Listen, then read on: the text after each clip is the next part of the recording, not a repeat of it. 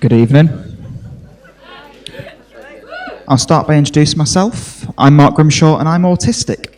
It's nice to be with no windows because people normally expect me to lick the fuckers. I'll tell you a bit about how my autism affects me. I'm not going to be the strongest performer you see this evening. I'm not going to have the best delivery. Essentially, everyone's like Royal Mail, just delivering the punchline straight to you. I'm going to be Yodel. I'm going to be chucking shit over your fence and hope it lands safely. And that is as good as this is going to get. I do have a follow-up punchline to that joke, but unfortunately I'm unable to deliver it now. It should be within the next 3 to 5 working days. So I'm single. I've been single for 21 years now. To clarify, I am 21. It's not like I'm 24 and I had a brief thing when I was 3. But I've recently done what my people are supposed to do. I've applied for the Undateables. Are you all aware of the Undateables? Yeah. I thought I'd read my application form for you this evening. I did it under the name James Jameson because I didn't want it traced back to me.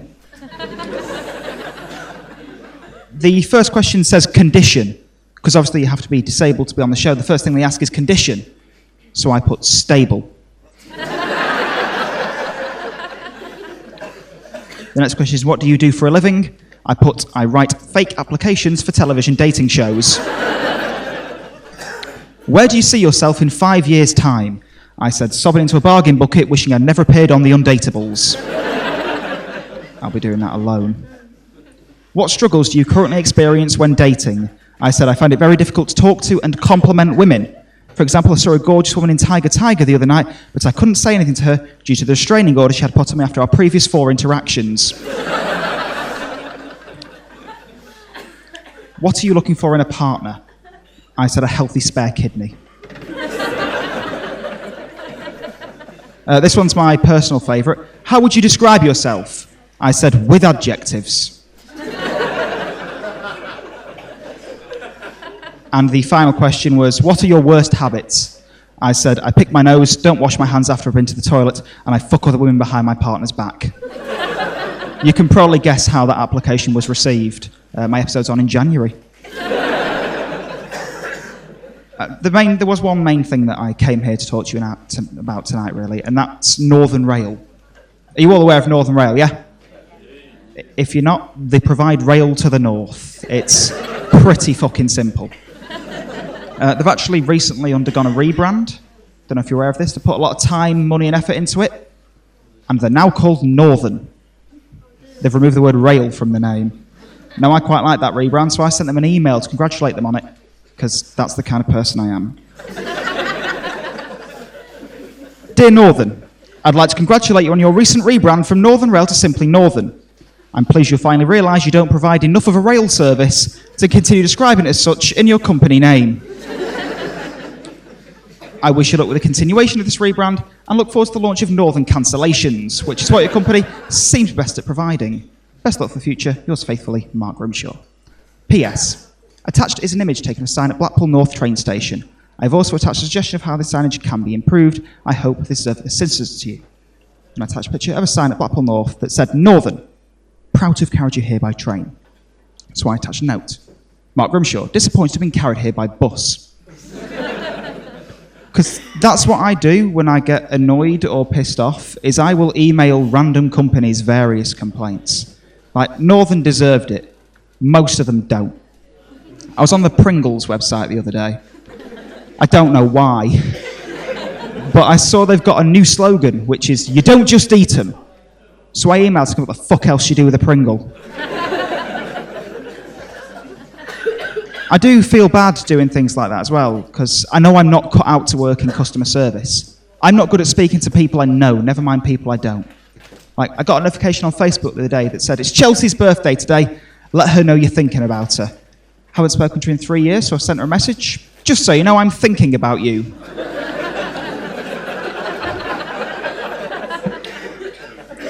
She wasn't as appreciative. She blocked me. I'm going to finish tonight, if that's all right, by talking to you about TripAdvisor. Are you all aware of TripAdvisor, yeah? It's the website you check after you've booked a holiday when it's too late to get a refund on your shit hotel. The favourite thing I've ever seen on TripAdvisor was a 2-star review of a hotel I went to. It said the food was disgusting and inedible. I got food poisoning. It was a self-catering hotel, so they reviewed their own food. I thought I'd take a look at what kind of weird or unusual or unexpected places are on TripAdvisor. Auschwitz is on TripAdvisor. Yeah, that's weird, right? I mean, it's a death camp. Like, don't get me wrong, I know it's not still functioning. I know it's under new management. But it's still a bit weird, isn't it? 3,500 5-star reviews. Obviously, I went straight to the 1-star. Totally disappointing. I'll be honest, I don't really know what they were expecting. A theme park? The original Euro Disney? Furo Disney? Rushed, muddy, dated, confusing, and just unorganised. Dated. You'd be fucking worried if it were modern. I've got all the mod cons, new ovens. We're upgraded from gas to fan assisted. Not for disabled. I mean, historically, it kind of was. I wasn't happy with all of the 1-star reviews, so to balance it out, I left a 5-star review. I don't really understand all of the 1-star reviews Auschwitz is receiving. Let's face it, none of you had a worse time than the people who visited when it first opened.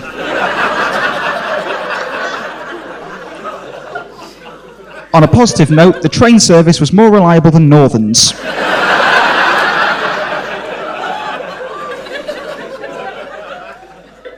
I no longer have a TripAdvisor account.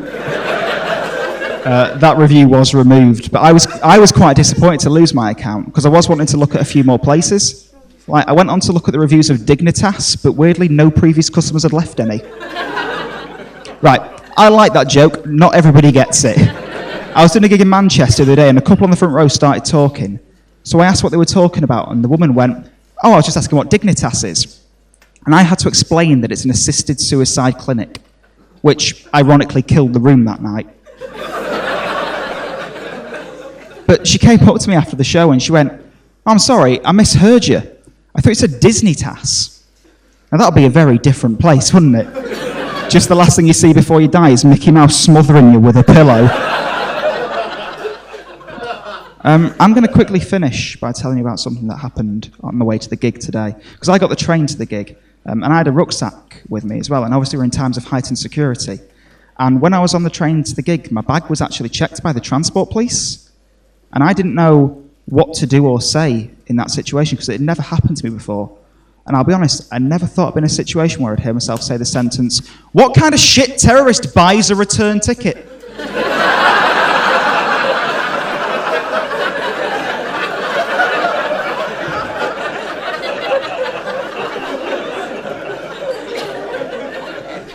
You've got a great lineup ahead of you, which is fucking annoying because this is a competition. Thank you very much. I've been Mark Grimshaw.